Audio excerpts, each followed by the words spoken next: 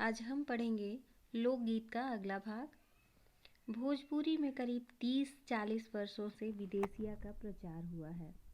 गाने वालों के अनेक समूह इन्हें गाते हुए देहात में फिरते हैं। इधर के जिलों में विशेषकर बिहार में विदेशिया से बढ़कर दूसरे गाने लोकप्रिय नहीं हैं। इन गीतों में अधिकतर रसिक प्रियों और प्रियाओं की बात रहती है। परदेसी प्रेमी की और इनसे करुणा और विरह का रस बरसता है। जंगल की जातियों आदि के भी दल गीत होते हैं जो अधिकतर बिरहा आदि में गाए जाते हैं। पुरुष एक ओर और स्त्रियां दूसरी ओर एक दूसरे के जवाब के रूप में दल बांधकर गीत गाते हैं और दिशाएं गुंजा देते हैं। पर इधर कुछ काल से इस प्रकार के दलीय गायन का ह्रास हुआ है। यहाँ बताया गया है कि लोकगीत अलग अलग प्रदेश में अलग अलग होते हैं। भोजपुरी का एक प्रसिद्ध लोकगीत है विदेशिया, जिसमें नायक अगर नायिका से बिछड़कर दूर चला जाता है, उन विरह का वर्णन होता है। जब नायिका नायक को याद करते हुए गीत गाती है तो नायक उस समय नायिका के पास ना होकर वो दूसरी जगह पर या विदेश में या शहर में कमाने के लिए गया होता है, रोजी रोजगार के लिए गया होता है। उस समय का ये जो गीत है उसका वर्णन है, जिसे लोग समूहों में गाते हैं और यह अधिकांश बिहार में प्रचलित है। एक और लोकगीत है जिसे बिरहा कहते हैं। वो स्त्री और पुरुष समूह में एक दूसरे के विपरीत समूह में गाते हैं। जैसे अगर पुरुष कोई सवाल पूछता है गाने के माध्यम से तो स्त्रियां उसे जवाब देती हैं, लेकिन गीत के माध्यम से ही देती हैं जवाब, और पुरुष गीत के माध्यम से ही सवाल पूछते हैं। लेकिन अब इन चीज़ों का ह्रास हुआ है, मतलब ये चीज़ें कम पाई जाती हैं, नहीं पाई जाती हैं और नहीं के बराबर पाई जाती हैं। एक दूसरे प्रकार के बड़े लोकप्रिय गाने आल्हा के हैं। अधिकतर ये बुंदेलखंडी में गाए जाते हैं। यहाँ दिया है कि आल्हा उदल दोनों भाई थे, उनके ये गाने गाए जाते हैं। चंदेल राजाओं के राजकवि जगनीक से माना जाता है, जिसने आल्हा उदल की वीरता का अपने महाकाव्य में बखान किया, पर निश्चय ही उसके छंद को लेकर जनबोली में उसके विषय को दूसरे देहाती कवियों ने भी समय समय पर अपने गीतों में उतारा।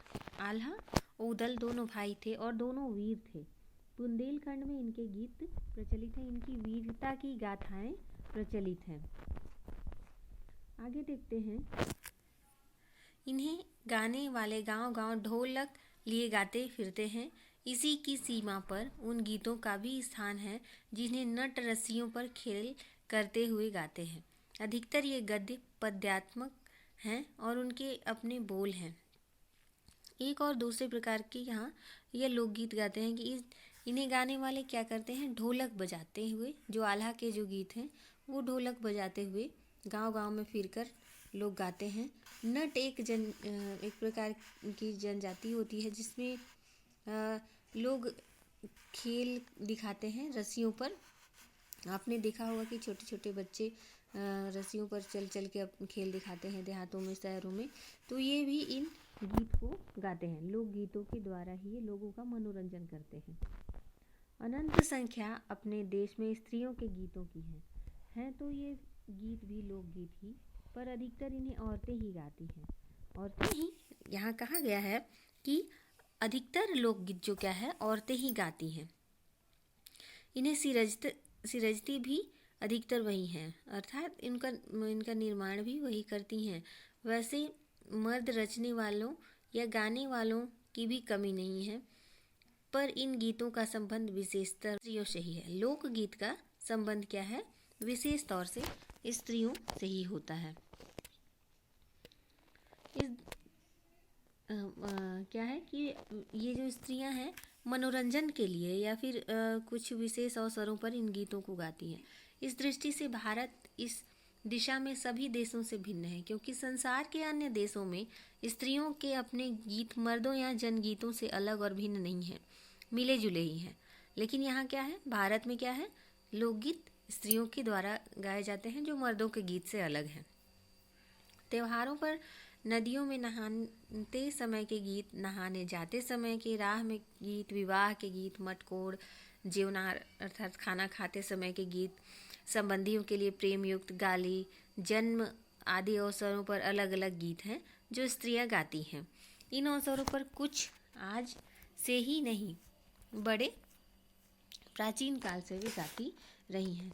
महाकवि कालिदास ने भी अपने ग्रंथों में उनके गीतों का हवाला दिया है। सोहर, बानी, सेहरा आदि उनके अनंत गानों में से कुछ हैं। वैसे तो 12 मासे पुरुषों के साथ नारियां भी गाती हैं।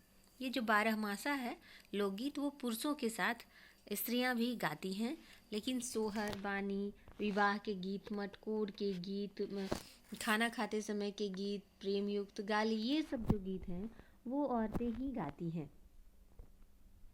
एक विशेष बात यह है कि नारियों के गाने साधारणतः अकेले नहीं गाए जाते, दल बांधकर गाए जाते हैं। अनेक कंठ एक साथ फूटते हैं। यद्यपि अधिकतर उनमें मेल नहीं होता, फिर भी त्योहारों और शुभ अवसरों पर भी ये भले लगते हैं। जो लोकगीत होते हैं वो समूह में गाए जाते हैं, औरतों के द्वारा एक साथ गाए जाते हैं। गांव और नगरों में गायिकाएं भी होती हैं जो विवाह, जन्म आदि के अवसर पर गाने के लिए बुला ली जाती हैं। तो जहाँ पे गांव और नगरों में कई बार ऐसे होता है कि गायिकाओं को जो लोकगीत गाती हैं उन्हें बुलाया जाता है लोकगीत गाने के लिए। यहाँ हर त्यौहार के भी अलग अलग गीत हैं। होली के गीत, बरसात में कजरी, अपने अलग अलग गीत हैं। पूरब की बोलियों में अधिकतर मैथिली, कोकिल, विद्यापति के गीत गाए जाते हैं, पर सारे देश के कश्मीर से कन्याकुमारी तक, केरल तथा काठियावाड़, गुजरात, राजस्थान से उड़ीसा, आंध्र प्रदेश तक अपने अपने विद्यापति हैं। अपने अपने विद्यापति का अर्थ है कि हर क्षेत्र में अपने अपने लोक गायक हैं, अपने अपने गायक हैं। तो यहाँ लोक गीतों की संख्या भारत में बहुत अधिक है और हर क्षेत्र में अलग अलग प्रकार के लोक गीत गाए जाते हैं। हर क्षेत्र के अपने अलग अलग गायक हैं और गायिकाएं हैं, स्त्रियां हैं जो लोकगीत गाती हैं। स्त्रियां ढोलक की मदद से गाती हैं। अधिकतर उनके गाने के साथ नाच का भी पुट होता है। गुजरात का एक प्रकार का दलीय गायन गरबा है, जिसे आप सभी अच्छे से जानते होंगे। दलीय गायन अच्छा समूह में गाया जाने वाला गायन, और इसे गोल गोल घूमकर औरतें गाती हैं। साथ में लकड़ियाँ भी बजाती हैं, अर्थात आपने देखा होगा डांडिया वही है जो बाजे का काम करती है। जो डांडिया है वो क्या करती है, बाजे का काम करती है। इसमें नाच गान साथ चलते हैं। वस्तुतः यह नाच ही है। सभी प्रांतों में यह लोकप्रिय हो चला है। गरबा आज सभी प्रांतों में लोकप्रिय है। आज ज़रूरी नहीं है कि बस गुजरात में ही गरबा खेला जाए, गरबा गाया जाए, लेकिन आज हर प्रांत में यह लोकप्रिय हो गई है। इसी प्रकार होली के अवसर पर ब्रज में रसिया चलता है, जिसे दल के दल लोग गाते हैं, झुंड के झुंड में लोग गाते हैं और विशेष तौर पर स्त्रियां गाती हैं। तो यहाँ आपने देखा कि अलग अलग प्रदेश के अलग अलग लोकगीत हैं, अलग अलग नाम हैं, लेकिन विशेष तौर पर इन्हें स्त्रियां ही गाती हैं। गांव के गीतों के प्रकार हैं। जीवन जहाँ इठला इठला कर लहराता है, वहाँ भला आनंद के स्रोतों की कमी हो सकती है। उद्यम जीवन के ही वहाँ के अनंत असंख्य गाने प्रतीक हैं। क्या है कि उद्यम जीवन के वहाँ के अनंत गाने प्रसिद्ध हैं, अर्थात कई प्रकार के लोकगीत यहाँ गाए जाते हैं। तो भारत में अनेक राज्यों में अलग अलग लोकगीत हैं, विशेष तौर पर जिसे स्त्रियों के द्वारा झुंड बनाकर राग में गाया जाता है। हर त्यौहार, हर विशेष अवसरों में अलग अलग प्रकार के लोकगीत गाए जाते हैं। ये था आपका पाठ लोकगीत। अगले पाठ में हम फिर मिलेंगे। तब तक के लिए स्वस्थ रहें, सुरक्षित रहें।